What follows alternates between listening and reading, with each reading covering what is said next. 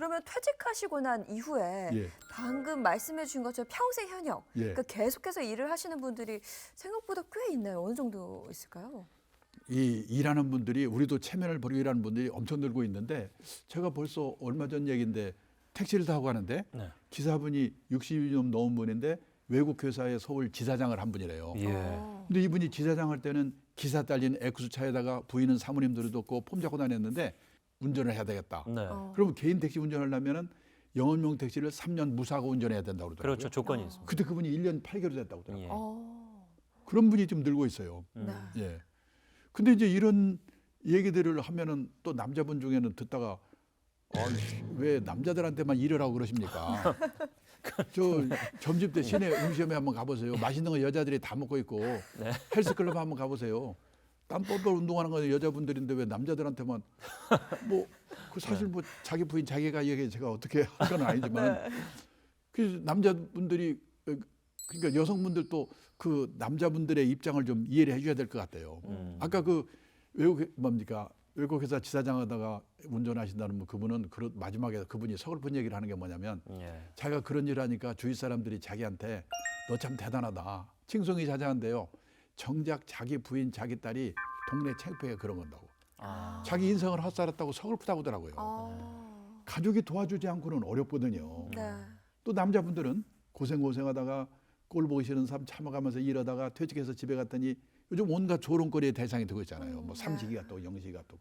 저는 그것도 한 가지만 생각을 버리면 된다고 생각하는 게 뭐냐면 다들 내 아내만 나한테 섭섭하게 하는 것 같다고 생각을 하는데 내 아내만이 아니고 대한민국 아내들이 다 똑같고 세계 아내들이 다 똑같다. 이렇게 생각하면은 마음이 좀 달라지지 않을까 생각이 드는데 그 이유를 말씀드리는 이유는 일본의 은퇴 전문가 오가와 유리라는 분이 있는데요. 그 에세이를 이렇게 제가 받아보는데 3년 전에 보내온 에세이의 제목이 뭐냐면 일본에서 은퇴 남편 인기 1번. 어떤 남자가 퇴직하고도 인기가 짱인가. 네. 요리 잘하는 남편, 건강한 남편, 싹싹한 남편, 뭐 집안일 잘 도와주는 남편 네. 아니고 집에 없는 남편이라고 그러더라고요. 대한민국에서는 송혜 씨가 1등이라고 예, 들어봤거든요. 뭐 그러니까 남자분들은 뭔가 돈이 된든 안 되든 퇴직하고 나서도 아침 9시부터 오후 5시까지는 자기만의 시간, 소일거리를 갖도록 미리미리 준비를 해야 된다. 네. 이제 좀 시각을 잠깐만 바꿔서 네. 자녀분들 네. 이제 저희 얘기가 되는 거죠. 네.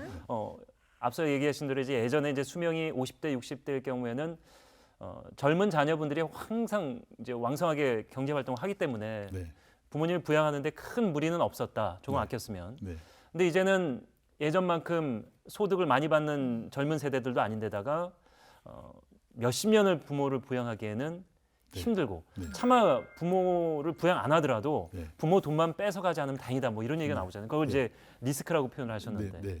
자녀들은 그 어떤 마음을 가져야 될까요? 자녀 리스크면 귀여운 자식이 뭐가 위험하냐 이렇게 얘기를 하는데 위험해요.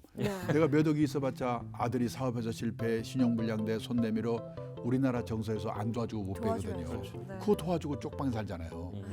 지금 우리나라는 다 큰 애들이 부모한테 얹혀 사는 걸 캥거루라고 하는데 제가 몇 년 전에 우연히 통계를 보니까 우리나라에 캥거루가 48만 5천 명이 있다고 하더라고요. 근데 캥거루가 그 말 들으면 열받는데요. 왜냐하면 캥거루는 신통하게도 지 새끼를 딱 1년 보호하고 쫓아버린답니다. 사람은 끝이 없잖아요.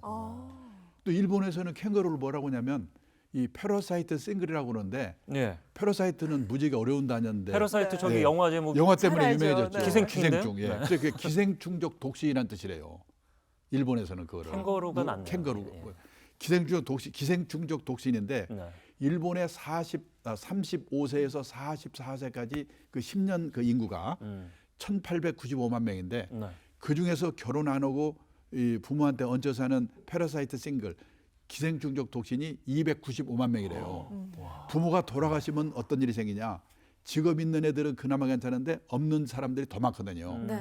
부모 사망 신고 안 오고 몰래 연금 다 먹거나 아니면 극빈자로 전락한다는 거예요. 예, 예. 네. 그래서 일본의 노인분들이 쓴 글을 읽어보면 내 연금으로 살고 있는 내 새끼들 나 죽고 나면 어떡할 건가. 그건 이웃 나라 일본도 같은 거예요. 네.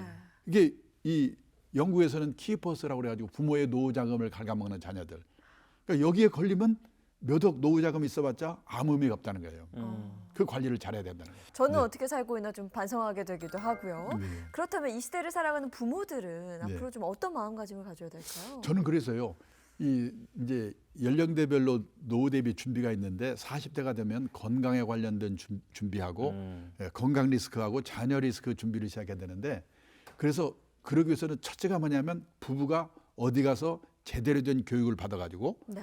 공통된 인식, 소신을 가지고 자녀들의 교육 문제, 결혼 문제 이 문제를 바꿔야 애들도 살고 나도 산다. 예. 저녁이나 주말에 강의를 해보면은 부부들이 같이 와서 이런 교육을 받는 분들이 아주 늘고 있어요. 네. 예, 그런 공통된 인식과 소신을 갖는 게 가장 중요하다고 저는 봐요. 자, 뭐 오늘 노후 준비와 관련돼서 정말 다양한 분야의 다양한 이야기들, 뭐 농담을 저희가 중간중간 좀 섞긴 했습니다만 사실 늙어간다는 것 자체는 모든 사람들에게 공평하죠. 시간만큼 공평한 게 없기 때문에 이 방송을 보는 10대고 20대고 결국에는 맞이할 미래란 말이죠. 그래서 끝으로 이런 질문 좀 드리도록 할게요. 저희 시청자 여러분들께 인사를 드리는 겸해서 네. 저희 부모님도 꼭 이제 이 방송을 챙겨 보시거든요. 저희 네. 이제 부모님이 40년생, 49년생이신데 네. 거의 이제 인생의 황혼기에서 오늘 뭐 들으시면서 여러 가지 생각을 하셨을 것 같고 네. 각 나이대별로 느낌이 좀 달랐을 것 같아요. 네. 정리하는 겸해서 저희 네. 시청자 여러분들께 노후 준비 이렇게 하시라 짧게 좀 정리를 좀 예, 부탁드리겠습니다. 우선 그러니까 20, 30대는 뭐 연끌해서 주식 투자 이것도 좋지만은 삼청연금 준비 딱 시작하고 예. 네. 그다음에 결국은 평생 현역을 해야 되기 때문에 자기 몸값을 높이는 인적 자본 투자. 예. 그거를 열심히 하는 게 20, 30대 갈 일이고 40대는 건강 리스크와 자녀 리스크를 관리를 시작하고 그다음에 50대가 돼서 퇴직할 무렵이 되면은 우선 자기 집의 자산 구조가 100% 부동산밖에 없을 경우에 구조조정.